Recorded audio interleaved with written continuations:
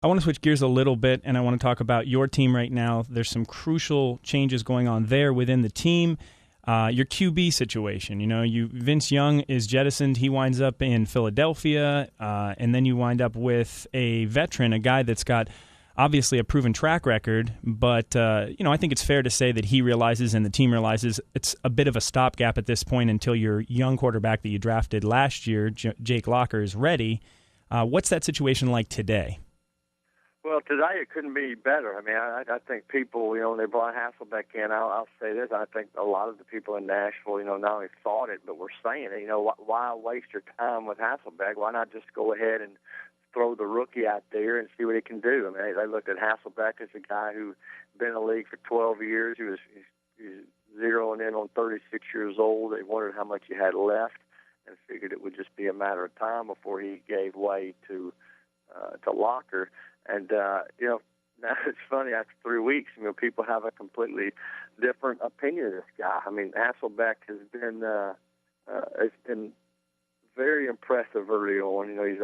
He's third in the league in completion percentage. He's in the top 10 in yards and passer rating. He's put together back-to-back 300-yard games. It's been very impressive the way he's played, and a lot of that's because he's got an offensive line that has been able to protect him. A lot of it's been because he did such a good job of picking up the offense quickly. I will say this: I mean, his life's going to change a little bit now because his top target, Kenny Britt, is now out of the lineup, and the offense isn't nearly as scary without Britt. So Hasselbeck's going to be challenged to keep this thing going with a group that's that's going to now have to lean on some other guys to make plays for him. Jim Wyatt, Nashville Tennessean. You are excellent at this interviewing because you keep leading me into my next question. I think you've done this before. Kenny Britt, your wide receiver, torn MCL, torn ACL. What now?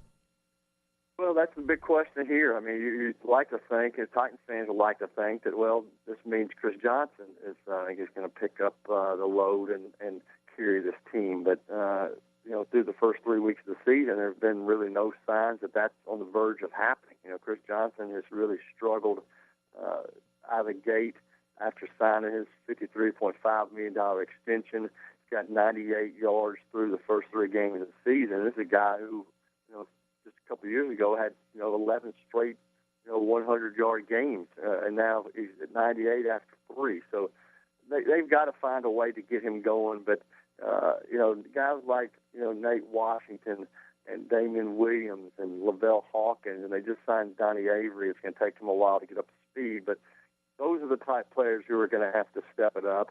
Jared Cook's a real talented tight end here who people have high hopes for. He's been, hasn't gotten many opportunities so far. I think with Britt out, he's going to get more chances to catch balls. It's just going to have to be more of a team effort. Now, I will say one thing about Hasselbeck is he's done a good job of distributing the ball to a lot of guys. So while he admits himself, Britt was his go-to guy, and Britt was the guy he was going to lean on. He's done a good job of getting some other players involved. I think he's going to have to do more of that as this team learns what life's going to be like without Britt. Looking forward to the matchup this weekend. I want to know from an opposing reporter and an opposing team's view, what are the Browns, how are they viewed around the league? Are they still considered to be a patsy, or now that Holmgren's there and you see the young quarterback and some pieces in place, is it looked at as more of a difficult matchup? Well, I mean, I'll say this: during the offseason, a lot of people would ask me about who I thought the surprise team in the league might be, and I would say to a lot of people, I thought the Browns could be that team. And I think the Browns have done a good job of drafting recently, especially on that defensive line. I think the defense is really, has really bulked up and a lot stouter, especially with Big Phil Taylor in the middle.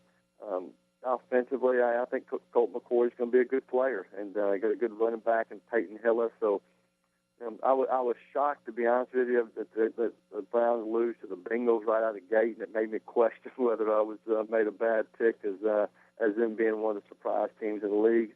But I think as this year plays out, I think the Browns are certainly on the upswing, and I think they got a chance to have a really good season. I think they got some pieces in place where this thing is on the upswing there in Cleveland. Jim Wyatt, professional football reporter for the Nashville Tennessean. What are the keys to the game in this particular matchup with Kenny Britt being out, with Chris Johnson maybe not being 100% as your two offensive weapons, and then you got the Browns. Peyton Hillis didn't play last week with strep throat; he may not be 100%. What do you think the keys are going to be? Well, I think the key for the Titans is you got to get Chris Johnson going. I mean, now that Britt's out, I mean, this team wants to run the football, and it's kind of what they have kind of built their reputation on and hung their hat on since they've been in Tennessee. I mean, Mike Munchak is an offensive line coach, and his offensive line coach now, Bruce Matthews, another Hall of Famer. These guys take a lot of pride in their offensive line play and then develop a running game, and it's time to get that going. So I think Titans have to get the running game going. They've got to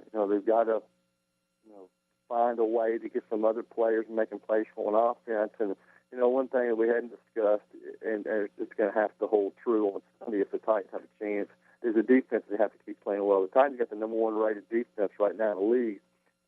That's one of the keys, and I think they'll try to disguise some things for Colt McCoy. I think they'll pick their spots where they'll put some pressure on him, and I think we're looking at a pretty low scoring defensive battle that's going to be won in the fourth quarter.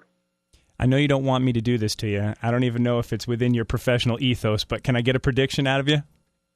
Well, I've been thinking, to be honest with you, all early part of the week, Browns, but I had to turn my pick in today, and I actually picked Titans to win 20-16, and part of that reason is because the Titans play in Pittsburgh next week, and I can't see them winning there. So to avoid having to pick against them 2 weeks in a row and have to hear about it if they win, I picked the Titans to win this week, 20-16. All right. Well, I figured, you want to keep your job and stay popular, keep those circulation numbers up, obviously. So I can't blame you on that one. Hey, thank you for the interview. We appreciate your time. And, of course, it's going to be a great matchup. I personally think that the Titans have a slight edge, and I don't have a problem with your pick whatsoever. It sounds really close in the ballpark, but I think we're in for a great game either way. Jim Wyatt, professional football reporter for the Nashville Tennessean. Thanks, Jim. Okay, appreciate it.